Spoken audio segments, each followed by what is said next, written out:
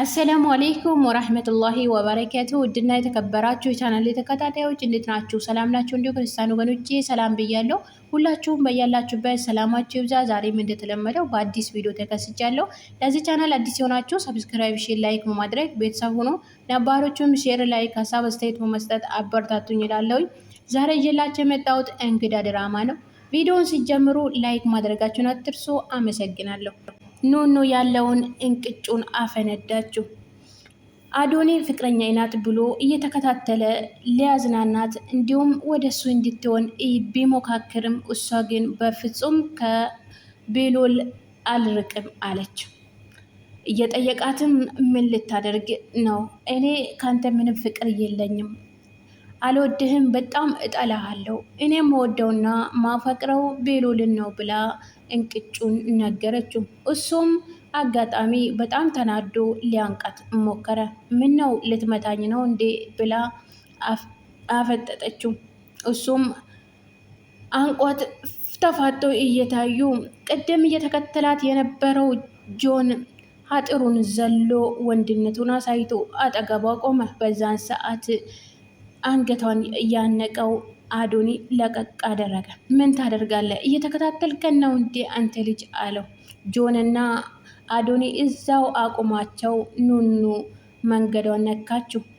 እነሱም እሷን እየተከታተሉ መራመዳቸውን ቀጠሉ።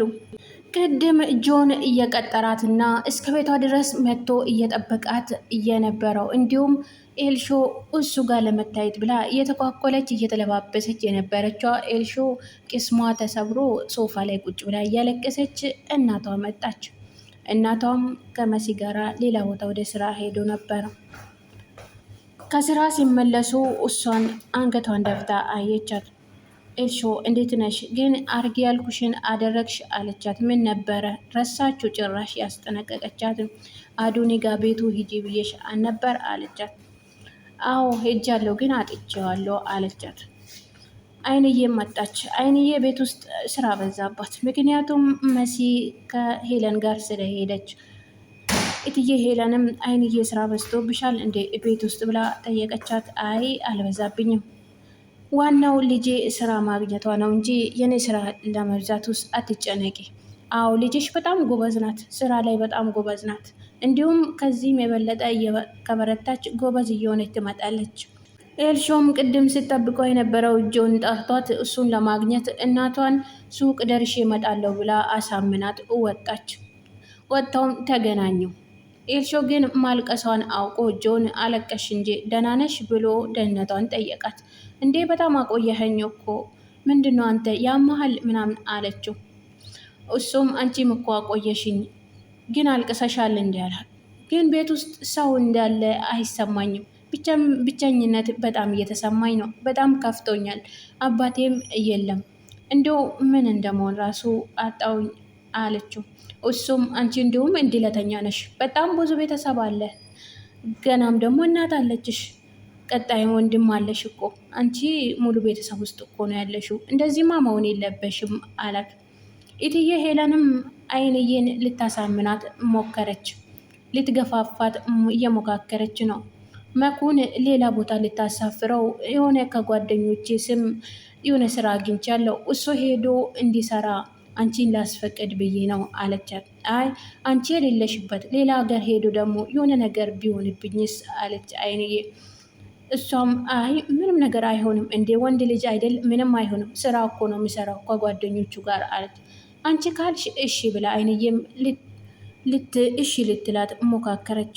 ጆንን እዛው አስቀምጣ ኤልሾ በሀሳቧና በታያት በፊት ለፊቷ አባቢ መጥተዋል እያለች ረበሸችው። እሱም የሚለው ነገር ጠፋ። እንዴ ምን እየሆንሽ ነው አንቺ? እንዴ መጽናናት አለብሽ፣ በቃ ሞተዋል አይደል? አታገኙም፣ ላታገኘው ደግሞ እንደዚህ መሆን የለብሽም ብሎ አጽናናት። እሷም ምን አይቼ ነው ማጽናናው? ነግሬሃለሁ፣ ቤት ውስጥ ምንም ሰው ያለ እየመሰለኝ አይደለም፣ ብቸኝነት እየተሰማኝ ነው፣ እየከፋኝ ነው ብያለሁ። እቺ ዓለም የአሸናፊዎች ነው ዋጋ ያላት፣ ስለዚህ መጠንከር አለብሽ። እንዴ የሚወደው ሰው ጋር ሁሉም የሚወደው ሰው ጋር አብሮ ይኖራል ወይም ደግሞ የሚወደውን ሰው አያጣም ማለት አይደለም። ስለዚህ መበርታት አለብሽ መጽናናትም አለብሽ፣ መጠንከር አለብሽ ብሎ አጽናናት። ጆንም እሷ በመበሳጨቷና በማልቀሷ በጣም ተሰማው። እሱም አዘነ። እኔ የምፈልገው ያቺ የጠንካራዋ ነጭናጫዋ አልቃሻዋ ኤልሾን ነው እንጂ ይችኛዋ ኤልሾን አይደለም የሚፈልገው። እሱ ማለት የፈለገው እንደ መጠንከር አለብሽ፣ እንደ በፊቱ መሆን ያለብሽ። ህይወት እንደዚህ ናት። ሁሉም ሰው ከሚወደው ሰው ጋር ይኖራል። የሚወደውን ሰውን ደግሞ አያጣም ማለት አይደለም። ሁሉም ሰው ደካማ ጎን አለው። ስለዚህ መጠንከር አለብሽ። እንደዚህ እንድትሆኚ አልፈልግም።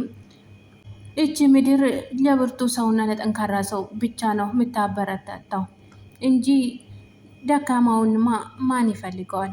ቀድሞ ቪዲዮ ላይ ቤሎል ጆን ቤት ውስጥ እንዳትመጣ ጓደኛ ነኝ ብለህ እስከ ቤት ድረስ ማምጣት አያሳፍርህም እንዴ? ትንሹ እንኳን ሼም አይዝም ብሎት ነበረ።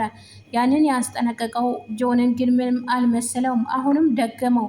ኤልሹን አዝናንቷትና የሚበቃውን ምክር ሰጥቷት እስከ ቤት መለሳት። እስከ ቤት ገብቶ አጋጣሚ መሲም ቤት እያጸዳች ነበረ ያገኛት። እሷም ደነገጠች። እንዴ አብራችሁ ምን ትሰራላችሁ? በዚህን ሰዓት ደግሞ ውጪ ለምን ወጣሽ? አለቻት። አንቺ ደግሞ ምን ቤት ነሽ? ምን አገባሽ? አለቻት። እሺ እንደዛ ነው አለች መሲ። ኤልሹም ለእናቴ ትናገራለች ብላ ስለምትፈራና ለሌላ ሰው አሳልፋ ትሰጠኛለች ብላ ስለምትፈራ እሺ በቃ ብላ በሷ ስምም ተስማሙ። እሷም ክላሷ ወደ ፎቅ ጥላ ሄደች። ጆንም ሶፋው ላይ ሄዶ ቁጭ አለ። ድፍረቱ እንደቀጠለ ነው ጆን።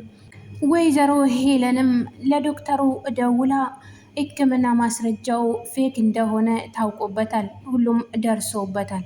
አሁንም የማስጠነቅቅህ ቢኖር እኔ የሌላ ሰው እየጻፍኩት ነው ብለህ እንድታሳምናቸውና ምክንያቱም እሷ ቤሎል ቦታውን አሳየኝ፣ ይህንን የሐሰት መረጃ ማን እንደጻፈ የሐሰት ሕክምና ማን እንደጻፈ ማሳወቅ አለብሽ፣ የት እንደሆነ ትነግረኛለሽ ስላላት በጣም ፈራች።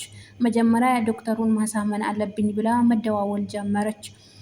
በአጋጣሚ ጆንም እያዳመጣት ነበር ተደብቆ። እሷም ዶክተሩን ልታሳምነው ሞከረች። እንዴት ለአንቺ ብዬ ይሄን አድርጌ ደግሞ አንቺ እንዴት ችለባይነት ትሆኛለሽ በዚህ ነገር አላት ዶክተሩም። አሁንም ቢሆን በጣም ትልቅ ችግር ውስጥ ነው የከተትሽኝ፣ ደግሞ ከወረቀቱ መታየት አልነበረበትም አላት ዶክተሩ። ወረቀቱ ግን አልተገኘም እኮ ልጅቷ አጋጣሚ ሌላ ሰው ወስዷት ተመርምራ ነው፣ ምንም ነገር እንደሌለባት ተረጋግጦ ነው።